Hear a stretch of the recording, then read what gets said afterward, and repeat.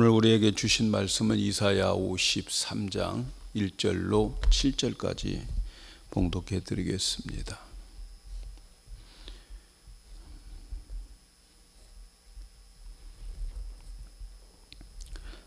우리의 전한 것을 누가 믿었느뇨? 여호와의 팔이 누게 나타났느뇨? 그는 주 앞에서 자라나기를 연한 순 같고 마른 땅에서 나온 줄기 같아서 고운 모양도 없고 풍채도 없은즉 우리의 보기에 흠모할 만한 아름다운 것이 없도다.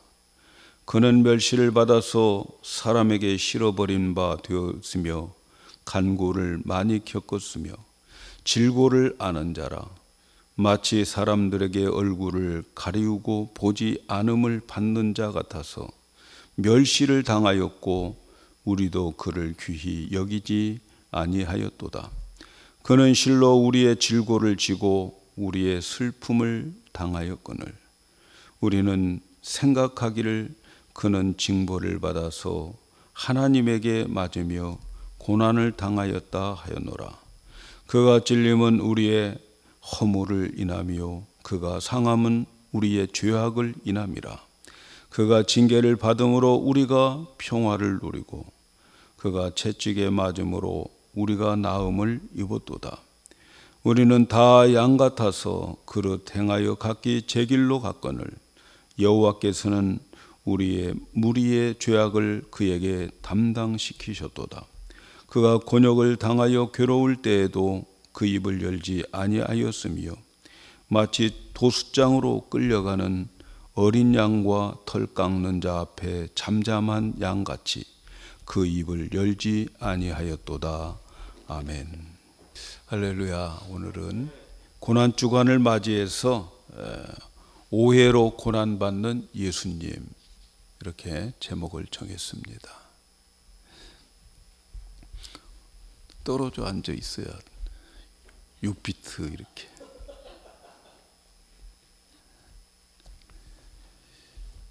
제가 중학교 다닐 때에 부흥회 때 들은 이야기가 있습니다.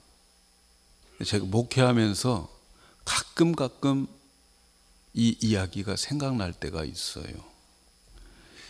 어느 시골 교회에 혼자 싱글이 목회를 합니다. 결혼하지 않은 채 목회를 하는데 어느 날 그 교회에 다녔던 이 아가씨가, 처녀가 애를 낳았어요. 그리고 그 애를 목사님 애라고 하면서 교회에다 데려다 놓은 거예요. 교회가 벌컥 뒤집어졌어요. 그리고 목사님을 쫓아냈습니다. 목사님은 그 아이를 데리고 쫓겨났어요. 그리고 이제 새로운 분이 왔고 시간이 어느 정도 흘렀을 때에 이 아가씨가, 이 처녀가, 애기 엄마가 교회에다가 고백을 했어요. 사실 그 아이는 목사님 애가 아니라고. 깜짝 놀랐어요, 교회가. 그래가지고 교회가 수소문해서 목사님을 찾는데 목사님이 어디 있는지를 몰라요. 들려오는 소문에 의하면 어디서 거지같이 생활을 하고 있다. 어느 다리 밑에서 거지같이 생활하고 있다. 그렇게 소문이 났더라는 거죠.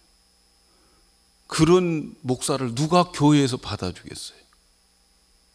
그래서 그 교회가 그 목사님 찾으려고 그렇게 찾았지만 결국은 못 찾았다는 거예요.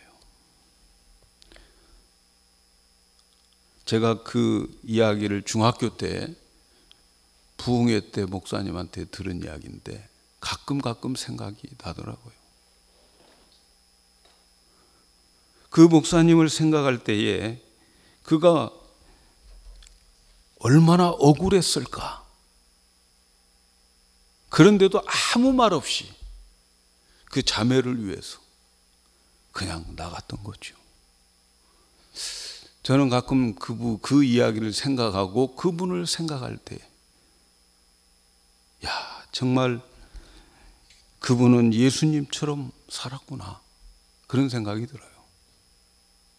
그분은 어디서 목회를 안 했어도, 어디선가 그 아이와 함께 살고 있어도 저는 그렇게 생각해요. 우리 주님은 그 사람을 반드시 큰 상급을 줄 거다. 큰 상급을 받고도 남을 인생을 살았구나, 그런 생각을 합니다. 제가 중학교 때 들었던 이야기라 희미하지만, 그러나 그때 제가 마음에 굉장히 그 인상 깊이 들었던 내용이었던 것 같아요. 저는 고난주간을 맞이하면서 오해받으면서 인생을 마친 예수님을 생각을 해보자, 이런 생각이 들었어요. 지금 세계의 모든 사람들이 코로나19로 인해서, 그 바이러스로 인해서 고통받고 있어요. 수많은 사람들이 이제는 숫자가 와닿지가 않아요. 너무 큰 숫자가 있으니까. 한 명만 죽어도 큰일인데, 백악관에서 공식적으로 나타나는 숫자를 보면 10만 명, 25만 명 이런단 말이죠. 미국에서. 너무나도 감염이 잘 되기 때문에 모이는 것을 삼가해달라. 그래서 교회들이 영상으로 예배드리기도 하고, 또 나올 수 있는 사람들은 또 나와서 우리처럼 예배드리기도 합니다. 대부분 영상으로 드리는 교회가 큰 교회일수록 많더라고요. 저는 걱정이 되는 것은 이런 식으로 예배를 드리다가 인터넷 교회가 탄생될까 걱정해요. 여러분, 인터넷으로 예배 드리는 건 교회가 아닌 거예요. 인터넷 교회는 없어요, 여러분. 교회라고 하는 것은 인격과 인격의 만남이고, 그 모임 속에 성도의 교통함 속에 성령이 임해서 성령의 역사로 이끌어가는 것이 교회인 거지요. 혹시라도 인터넷 교회가 있다고 해서 그 교회에 등록할 생각하지 마시고, 여러분, 꼭 지역 교회를 참여하셔야 되는 겁니다. 그리고 펠로십이 있어야 되는 거예요. 성경에서는 그렇게 말하죠.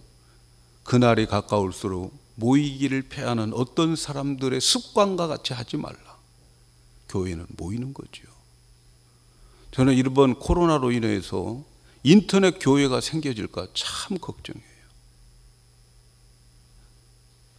성도들을 얄금얄금 영혼을 잡아먹는 거지요. 자, 2020년 고난주간을 맞이하면서 오해받으신 예수님의 고난을 묵상하려고 하는데, 오해받아 살았던 예수님을 묵상하면서 오늘날 우리가 신앙생활하면서 세상 사람들로부터, 믿음이 약한 사람으로부터 받는 오해를 이겨낼 수 있는 그 은혜가 오늘 있기를 축복합니다. 예수님은 이 세상을 사실 때 온갖 오해를 받으면서 사셨어요. 우리는 오늘 본문을 통해서 예수님의 이 받으신 오해를 묵상하면서 고난주간을 보내기를 원합니다. 예수님이 우리를 구원하기 위해서 오심은 웅장한 모습으로 오시지 않았어요. 너무너무 초라한 모습으로 오셨어요. 이 넓은 세상, 수많은 집들이 있지만 예수님은 마국간에서 태어나셨어요. 마국간에서 태어난 예수님은 이 세상 모든 사람들을 구원할 분이었어요. 그런데 마국간에서 태어난 그분이 우리를 구원할 분이라고 외칠 때 믿을 사람이 몇 명이나 되었겠는가? 예수님은 고난은 태어나면서부터 시작됐어요. 그 고난은 사람들의 오해였어요. 예수님의 고난 중에서 최고로 큰 고난은 처음부터 끝까지 사람들의 오해였어요. 인간적인 시각으로 바라보고 인간적인 화려함으로 화려한 것 좋아하는 그 시각, 그 시각으로 바라볼 때 예수님은 너무너무 초라하게 보였어요. 예수님의 초라한 모습으로 오시는 것을 선지자들마저도 이해가 안 됐다고 오늘 말씀하고 있어요. 오늘 본문을 보겠어요. 1절에 보면 우리의 전한 것을 누가 믿었느냐? 여호와의 팔이 누게 나타났느냐? 그는 주 앞에서 자라나기를 연한 순 같고 마른 땅에 나온 줄기 같아서 고운 모양도 없고 풍채도 없은즉 우리 보기에 흠모할 만한 아름다운 것이 없도다. 우리가 전한 걸 누가 믿었느냐? 누가 믿겠느냐라는 거예요. 여호와의 팔이 누게 나타났느냐? 여호와의 팔이라고 하는 것은 구원하는 능력을 말하는 거죠. 모든 인간을 구원하기 위해서 이 세상에 여호와의 팔, 능력, 예수님, 그분이 이 세상에 나타났는데 사람들은, 세상은 그분을 어떻게 보았느냐는 거예요. 어떻게 보였다고 합니까? 세상을 구원하기 위해서 오신 예수님은 연한 순 같다는 거예요. 여러분, 지금쯤 나무에 보면 순이 하나 올라오잖아요. 그 연한 순같이 보이는 하나님의 팔, 구원의 능력, 그렇게 보였다는 거예요. 사람들의 눈에 그렇게 보였다. 얼마나 미약했습니까? 또 마른 땅에서 올라오는 줄기, 사막에 풀 하나도 없는데 그 가운데 하나, 이 싹이 하나, 줄기가 하나 올라오는 그 모습, 그 모습을 하나님의 능력의 팔이라는 거죠. 구원의 팔이라고 그렇게 말하는 거죠. 전능하신 하나님이신 예수님은 이 땅에 인간을 구원하기 위해서 오신 모습이 사람의 모습에 그렇게 초라하게 보였어요. 그렇게 연약하게 보였어요. 사람들이 생각하는 것과 너무 다르잖아요.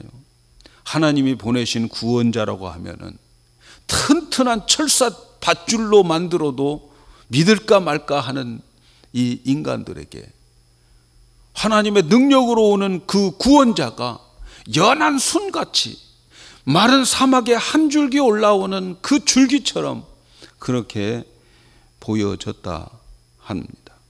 사람들이 보기에 그걸 누가 믿고 저것이 끝까지 살기나 할까? 그런 걱정 안 하겠어요? 예수님은 이 세상에 사실 때 사람들이 그만큼 믿어주지 않았다는 거예요. 여러분, 우리가 예수 믿는 거 얼마나 큰 하나님의 선택된 축복자들인지 몰라요. 주님 보았을 때에 그 수많은 사람들, 예수님의 삶 속에서 믿어주는 사람 없었어요. 제자들마저도 십자가 앞에서 다 도망갔잖아요. 전능한 하나님, 연약한 쌍으로, 연약한 줄기로 오해를 했던 거죠. 그뿐 아니라 인간적인 매력도 없었어요. 고운 모양도 없고 풍채도 없고 흠모할 만한 아름다운 것도 없도다. 우리는 가끔 예수님의 초상화를 봅니다. 저희 집에도 예수님의 초상화가 있는데 얼마나 온유하고 인자한 모습으로 그려져 있는지 몰라요. 우리 집에 있는 것은 모자이크인데, 그런데 여러분, 그 초상화는 진짜가 아니, 진짜 예수님의 모습 아니에요.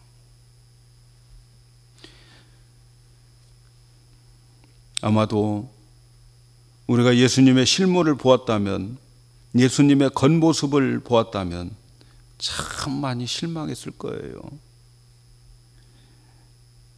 오늘 말씀해 보니까 사람의 눈에 예수님은 고운 모양도 없고 풍채도 없고 흠모할 만한 아름다운 것도 하나도 없다.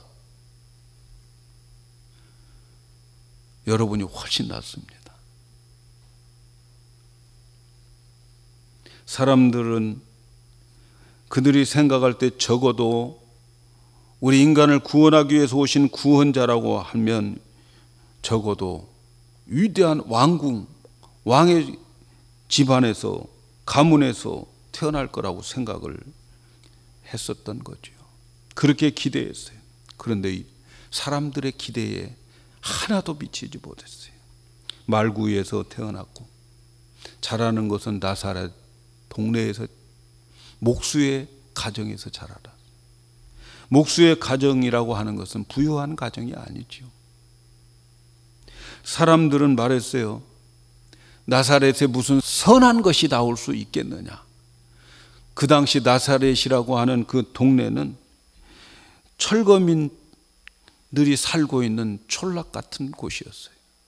그래서 거기에 있는 사람들은 거칠고 반항적이고 불량한 사람들이 사는 마을로 소문나 있는 동네가 나사렛이.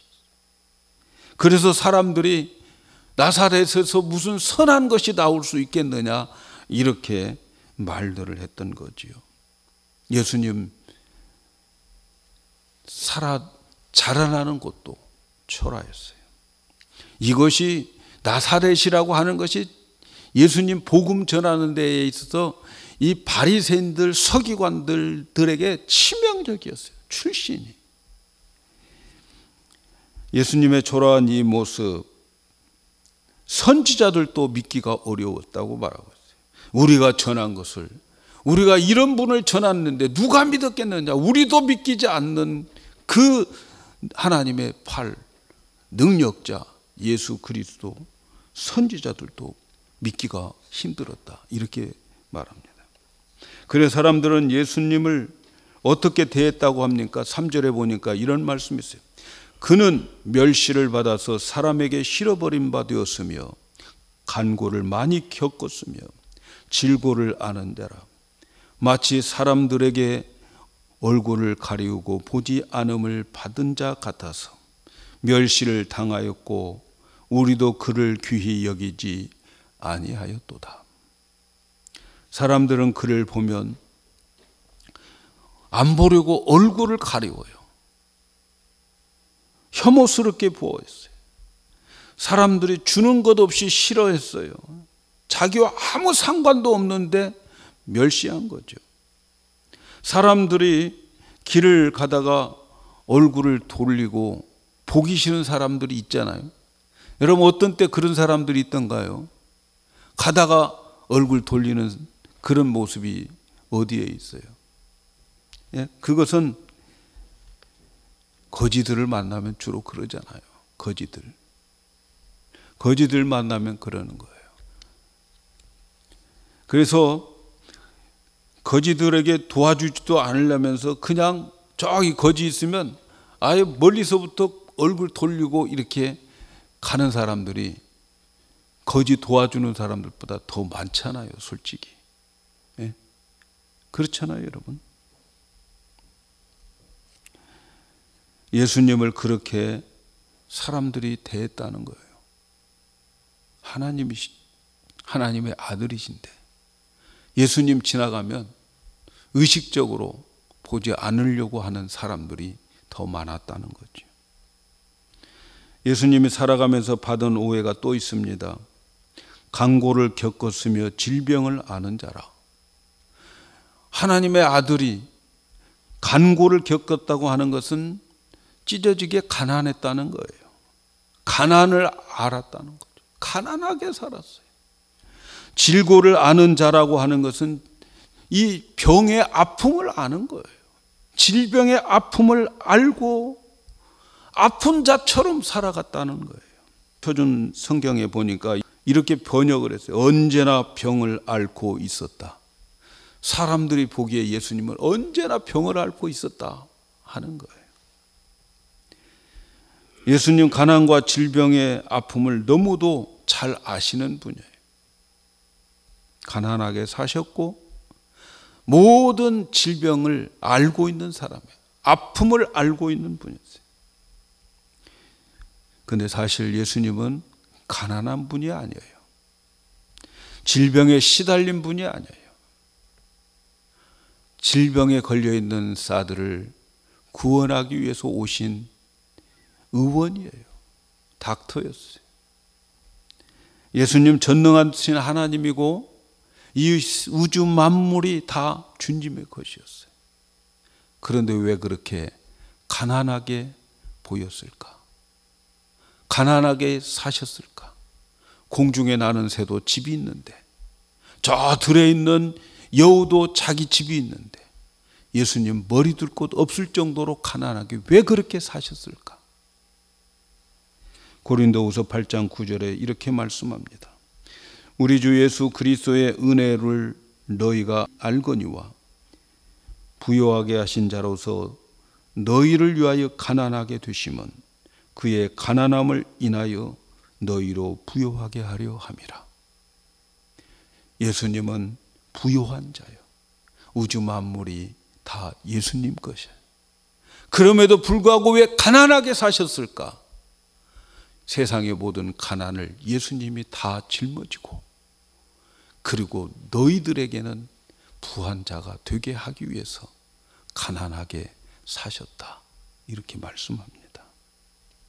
사람들은 예수님을 아픈 사람처럼 보았어요. 날마다 아픈 사람처럼 보였어요. 그러나 예수님은 그 아픔이 모든 사람의 질병을 자기가 끌어안고 있는 거죠. 자기가 모든 사람의 질병을 가져가는 거예요. 여러분, 나병에게 이렇게 손을 얹으면, 손을 얹을 때에 그 병이 예수님에게도 전가되는 거예요. 예수님이 세례 요한으로부터 세례를 받고 그 세례를 받을 때에 그 세상의 모든 죄, 질병, 가난, 이 모든 것들이 예수님에게로 전가된 거예요. 예수님이 다 가져갔어요. 죄로 인해서 오는 모든 저주들이 다 가져간 거예요. 그래서 세례 요한은 예수님을 세상 죄를 지고 가는 하나님의 어린 양이다, 그렇게 소개하고 있어요. 우리의 모든 질병을 다 가지고 가셨어요. 그래서 예수님은 질병이 없지만 모든 질병을 안고 살아가신 그런 분이었어요. 병자를 구원하기 위해서 오신 거예요.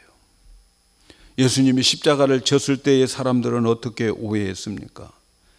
4절과 5절에 보니까 그는 실로 우리의 질고를 지고 우리의 슬픔을 당하였거늘 우리는 생각하기를, 오해하기를 그는 징벌을 받아서 하나님에게 맞으며 고난을 당한다 하였노라. 그가 찔림은 우리의 허물을 인하며 그가 상함은 우리의 죄악을 인함이라. 그가 징계를 받음으로 우리가 평화를 누리고 그가 채찍을 맞음으로 우리가 나음을 얻었다. 예수님의 인생의 마지막 한 주간을 보내면서까지 예수님은 오해를 받으면서 살았어요. 예수님의 마지막 한 주간, 이 한 주간이 얼마나 힘든 주간인지 몰라요. 그런데 이 마지막 한 주간을 보낼 때에 예수님은 그 고민과 그 고난, 그 고통, 이것 때문에 기도할 때에 땀방울이 핏방울이 될 때까지 기도를 했어요. 얼마나 힘들었을까. 아버지, 할 수만 있으면 이 잔이 내게서 지나가게 하옵소서. 사람들은 오해했어요. 예수님은 저 괴로움, 그것을 보면서 그는 징벌을 받아서 하나님께 저런 고민, 고난을 당하는 줄로 생각했어요. 예수님의 문제인 줄 알았어요. 그런데 나중에 보니까 그 고민과 그 고난은 우리의 고민과 고난을 짊어진 그 기도였어요. 사람들이 생각합니다. 그는 징벌을 받아 하나님께 맞고 있고 고난당하고 있다고. 그 예수님 자신의 징벌이라고 생각했어요. 저 사람은 하나님께 무슨 죄를 지어서 저렇게 고난을 당하고 슬픔을 당하는가. 저 사람은 얼마나 큰 죄를 지었으면 저렇게 채찍을 맞고 수모를 당하면서 십자가에서 죽는가. 예수님은 자기 죄 때문에 저렇게 고난과 고통과 모욕을 당하면서 십자가에서 징계를 받는다고 사람들은 다 오해했어요. 십자가에서 죽는 그 모습, 모든 사람들이 다 그렇게 오해했어요. 누구 한 사람 내 죄 때문이라고 생각한 사람 없었어요. 제자들마저도. 아까운 사람 한 명, 억울한 사람 한 명 저렇게 죽는구나. 다 오해했습니다. 그런데 나중에 보니까 정말 큰 오해였어요. 5절에 그렇게 말합니다. 그가 찔림은 우리의 허물을 인함이요, 그가 상함은 우리의 죄악을 인함이라. 그가 징계를 받음으로 우리가 평화를 누리고 그가 채찍을 맞음으로 우리가 모든 질병에서 나음을 얻었다. 예수님의 고민과 고난은 우리 때문이라는 거죠. 예수님의 고민과 고난, 징별 다 우리의 것을 가져가신 고난이었다라고 말씀합니다. 예수님의 찔림과 상함과 징계를 받고 채찍 맞으면 다 우리를 위해서 대신 받는 그러한 형벌. 그런데 사람들은 예수님을 향해서 저 사람은 자기 죄가 얼마나 크면 저렇게 심판을 받는가 끝까지 오해했습니다. 여러분, 이 세상에서 가장 억울한 게 뭔 줄 아세요? 그것은 죄를 짓지도 않았는데 누명을 쓰고 심판을 받는 거예요. 감옥에 가는 거예요. 얼마나 억울하겠습니까? 아마도 이 세상에서 가장 억울한 사람은 누명을 쓰고 그냥 사형당하는 거예요. 예수님은 죄 없으시면서 모든 사람의 죄에 누명을 쓰고 유죄 판결을 받고 사형을 당하는 거죠. 사람들은 예수님을 거짓말쟁이라고 했어요. 예수님을 군중을 속이는 선동자라고 그랬고, 거짓 선지자라고 그랬고, 이스라엘의 반역자라고 몰아서 욕을 하고 모욕을 주면서 십자가에 처형을 했습니다. 인간적으로 보면 이보다 억울한 죽음이 어디가 있어요, 여러분. 그런데 예수님은 이 억울함에 대해서 한마디도, 이 오해에 대해서 풀려고 노력한 적이 없어요. 오히려 이렇게 말합니다. 7절에 보니까 그가 곤욕을 당하여 괴로울 때도 그의 입을 열지 아니하였으며 마치 도수장으로 끌려가는 어린 양과 털 깎는 자 앞에 잠잠한 양같이 그 입을 열지 아니하였도다. 인생의 처음부터 끝까지 오해의 연속인데 그분은 끝까지 그 곤욕을 당하여도 괴로울 때에도 입을 열지 아니했다는 거예요. 도수장으로 끌려가는 어린 양. 짐승은 자기의 사형 틀인 도수장에 가면 안다는 거예요. 그래서 포기하고 눈물을 흘린다는 거예요. 눈물을. 털 깎는 자 앞에서 잠잠한 양같이 입을 열지 않는다. 이 양들이 주인이 털을 깎을 때는 아무 말 하지 않아요. 털을 깎을 때 잘못해서 뽑히기도 하고 상처도 나고 그럼에도 불구하고 털 깎는 자 앞에 있는 양은 입을 열지 않아요. 잠잠하다는 거예요. 예수님은 십자가의 도수장으로 끌려가면서 한마디 변명을 하지 않았어요. 멸관을 쓰시고 십자가에 못 박혀 죽으면서 억울하다고 한마디 말씀 없이 그대로 묵묵히 죽으셨어요. 인간들의 오해와 억울함에 대해서 입을 열지 않고 십자가에서 그대로 죽으셨어요. 예수님이 십자가에서 죽을 때 사람들 중에 하나님의 자녀들의 허물과 죄 때문이라고 생각하는 사람 하나도 없어요. 야, 억울하게 죽는다. 아까운 사람 한 명 죽는다. 그 정도였어요. 그런데 놀라운 일이 생겼어요. 예수님의 채찍이 그의 등에 꽂혀질 때 채찍 끝에는 쇠나 뾰족한 그러한 그 뼈들이 있다는 거예요.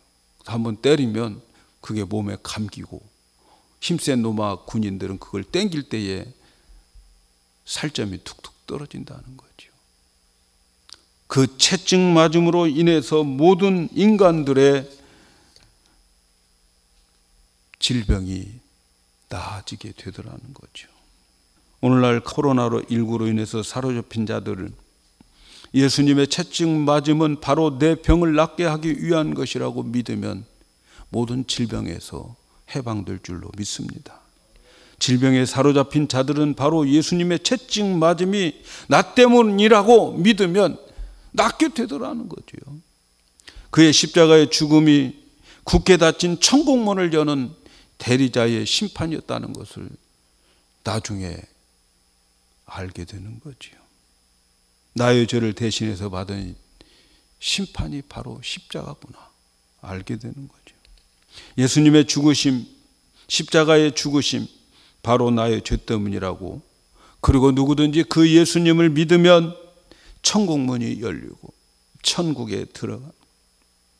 십자가는 모든 것을 해결했던 마스터키와 같은 것이라고 깨닫게 되는 거죠. 그리고 하나님 보좌 앞에 언제든지 때에 따라 돕는 은혜를 얻기 위해서 나갈 수 있게 만들어준 그 십자가, 숱한 예수님의 오해의 묵묵함 속에서 이런 결과가 드러나게 됐다는 거예요. 사랑하는 여러분, 예수를 믿는 사람들은, 여러분, 우리는 예수님이 걸어가는 그 길을 가야 될 사람이죠. 예수님의 팔자가 우리의 팔자인 거예요. 예수 믿는 것은 그러니까 뭘 의미합니까? 여러분, 예수 믿는다고 하는 것은 오해를 받는다는 거예요. 예수 믿는 사람이 이 세상을 살아갈 때 세상 사람들이 우리를 이해해 줄까요?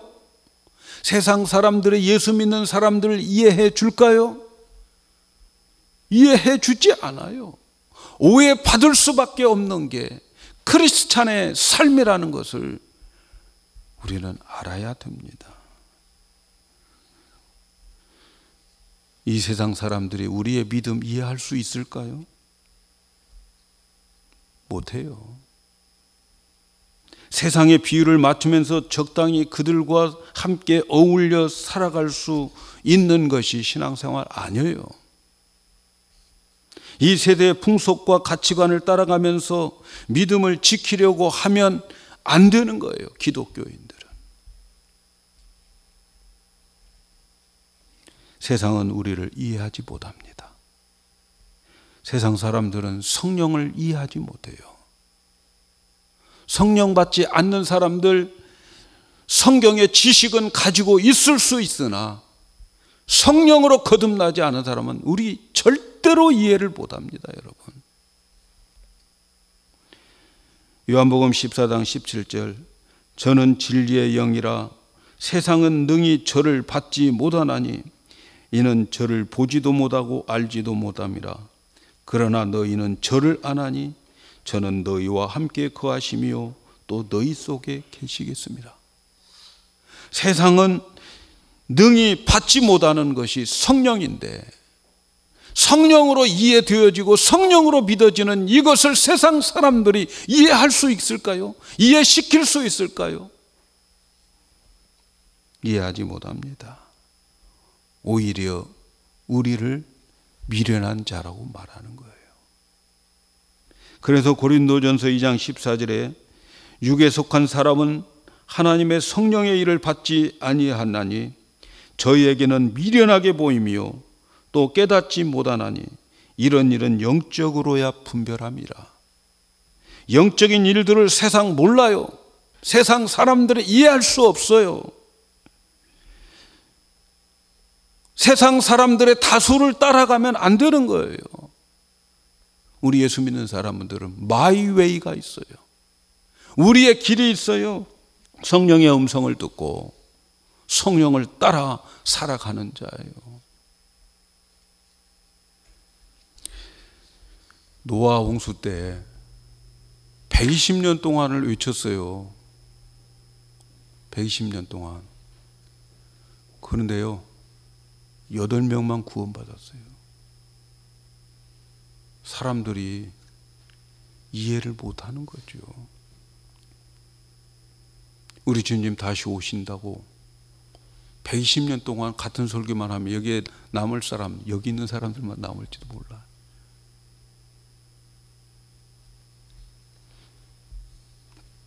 여러분,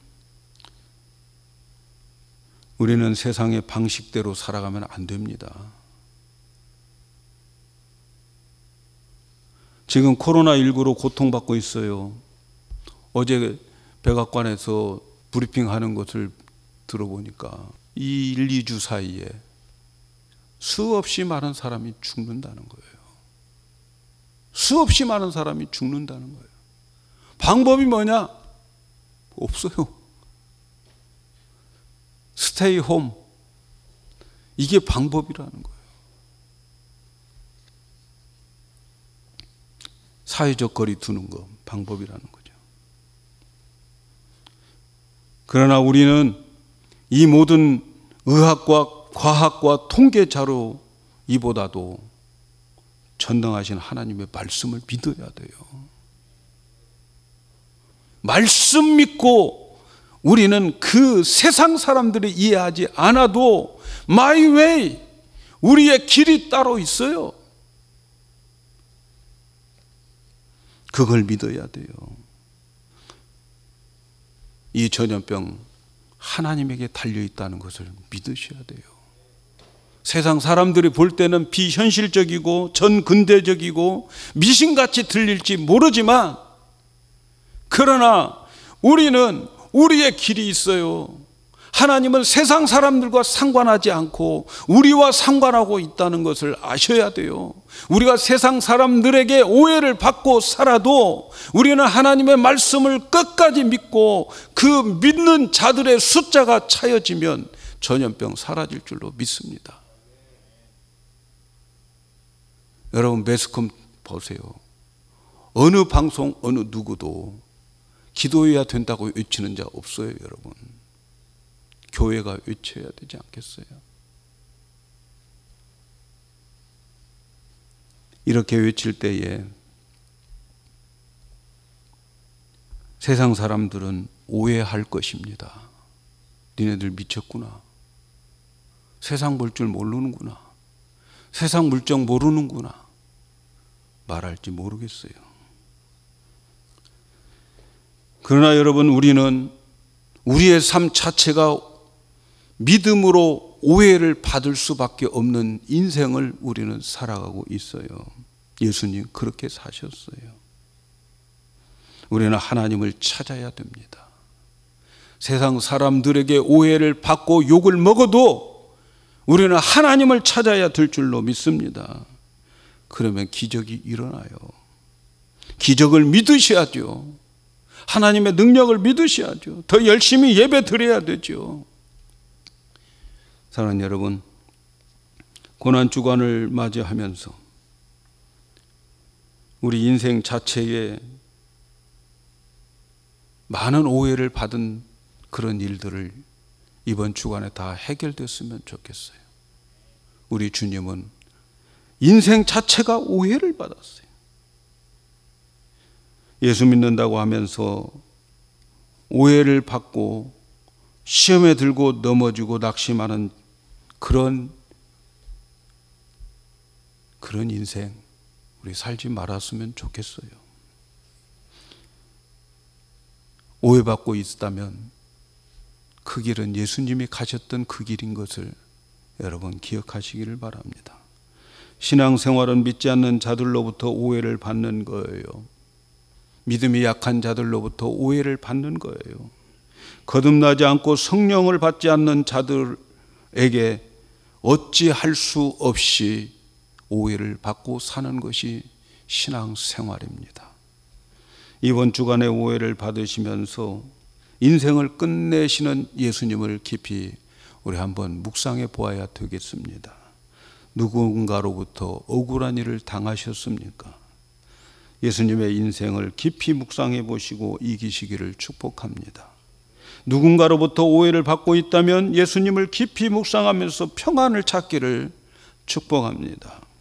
교회는 세상으로부터 오해를 받을 수 있다는 것을 알고 세상을 설득시키려고 하지 말고 우리가 하나님 말씀 붙잡고 묵묵히 걸어갔으면 좋겠어요. 왜요? 거기에는 성령이 안 계셔요. 이해할 수가 없어요.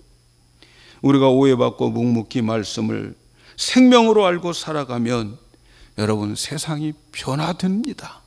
하나님이 변화시켜 주십니다. 하나님이 고쳐 주십니다. 치료해 주십니다.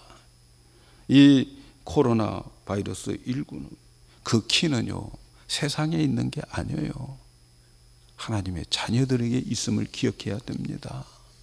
역대하 7장 13절 14절에서 그렇게 말하잖아요. 하늘이 닫히고 그리고 전염병이 유행하고 메뚜기 떼가 이 식물들을 먹을 때에 하나님의 자녀들이, 하나님의 백성들이, 교회들이, 성도들이 자기의 위치에서 멈춰서 내가 가는 길이 어디지? 하고 바로 서게 되면, 그 숫자가 차게 되면 하나님께서 그들의 겸손함과 그들의 기도를 들으시고 보시고 하늘에서 그 땅을 고쳐주신다고 답이 있잖아요. 답이. 우리는 그 말씀을 생명 걸고 믿으셔야 돼요.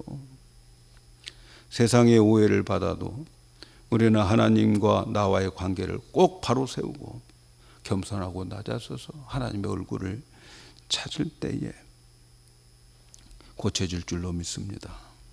여러분, 신앙생활은 오해를 받는 거예요. 오해를 받는 거예요. 그것이 예수님의 길이고 성도들이 가야 할 길인 것을 기억하시고, 오해받으시며 입을 열지 않고도 십자가의 사형틀에 묵묵히 돌아가신 예수님을 깊이 묵상하면서 오해의 모든 시험을 이겨나가는 우리 성도들 다 되기를 주의 이름으로 축복합니다.